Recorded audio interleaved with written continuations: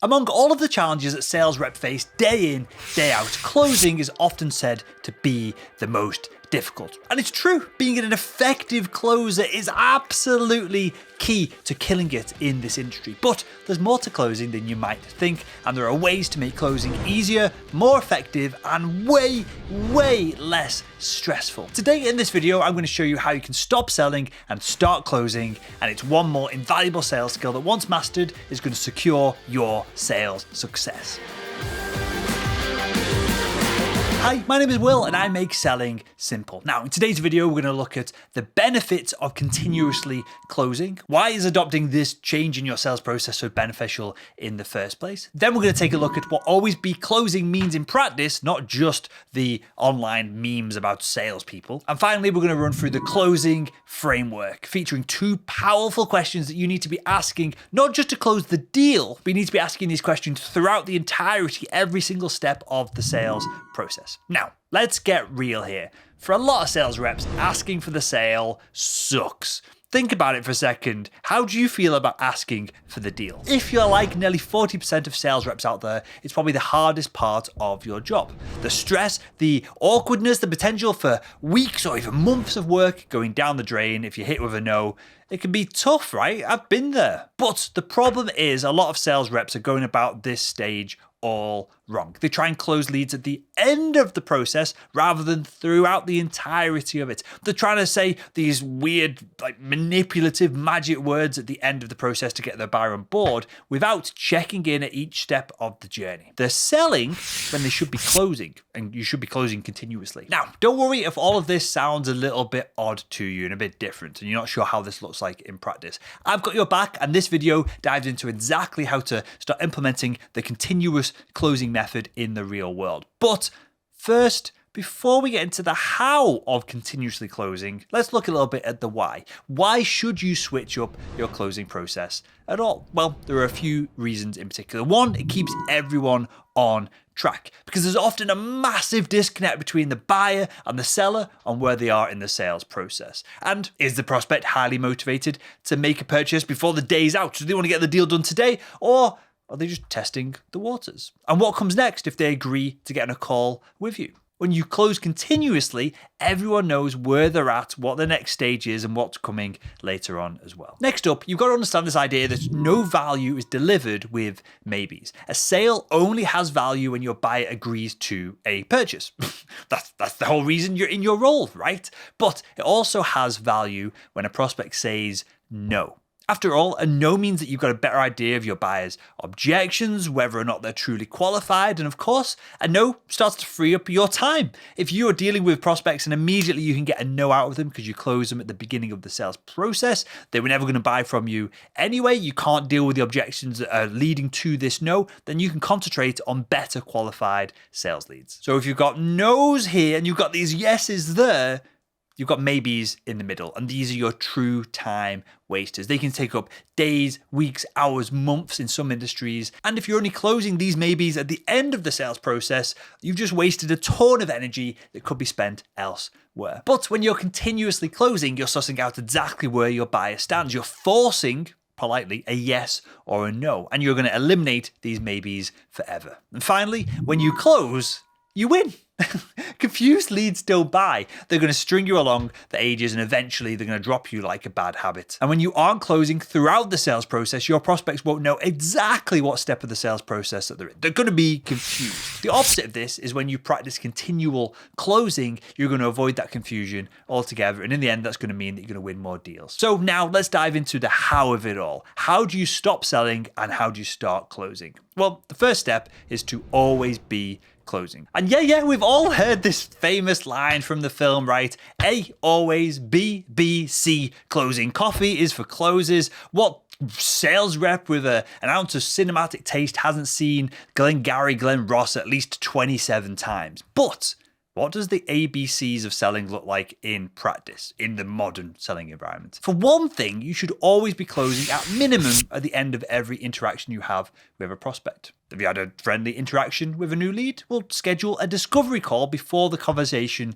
is done. Have you just finished up a discovery call? Well, close the next step, which might be a demo for you. Set up a time to chat about the objections, the contracts, whatever it is. And do not, and I repeat, do not leave it to the prospect to take the lead here. If you let them get out of a conversation without booking the next step, you just kibosh, you just plummeted the chances of moving forward 10, 100 times. On top of this, let's go a layer deeper. You should also be closing within the conversation, not just at the very end of it. Now, let's go a layer deeper here because you should also be closing within the conversation, not just at the very end of it. Here's what that might look like in practice. You might say, hey, it seems like you're interested in X feature.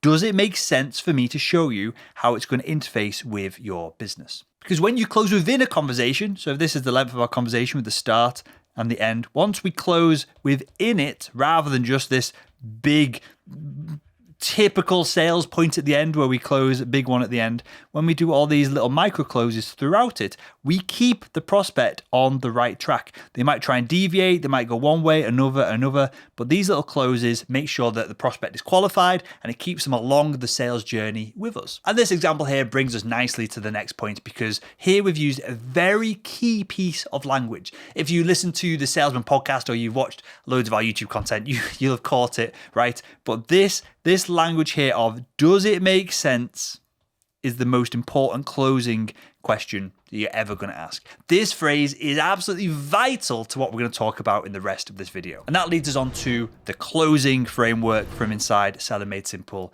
Academy. Now, this closing framework makes the idea of closing continuously or micro closing incredibly simple. All you've got to do is ask, does it make sense to?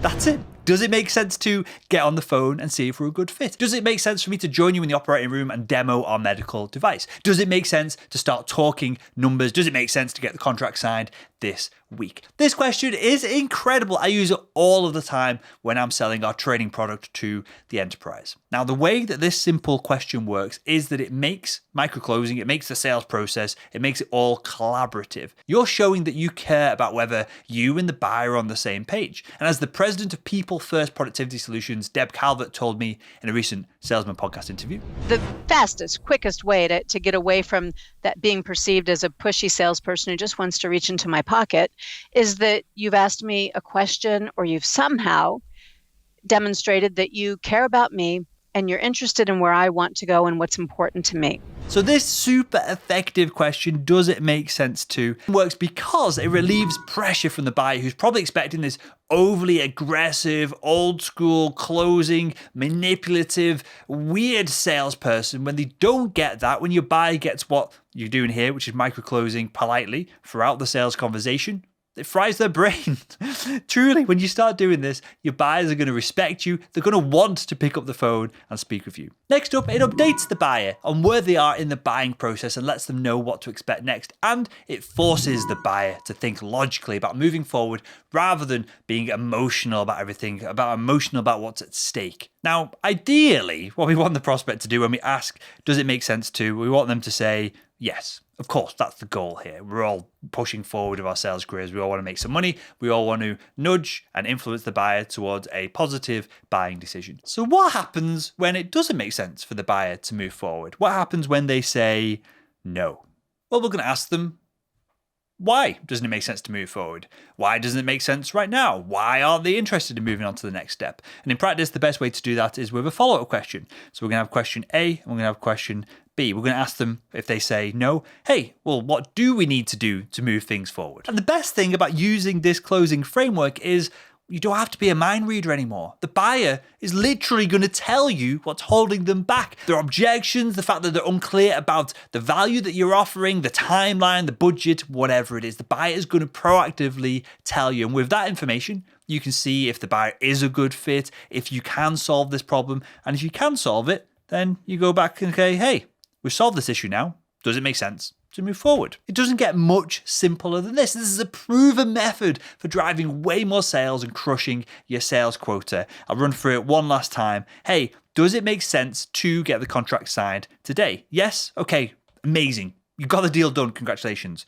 No. Okay then, what do we need to do to move forward and get these contracts signed? Oh, well, we need to get Jenny involved. She's the final decision maker. She's happy with everything, but she needs to just iron out a few points. Okay, does it make sense to jump on a call and speak to Jenny?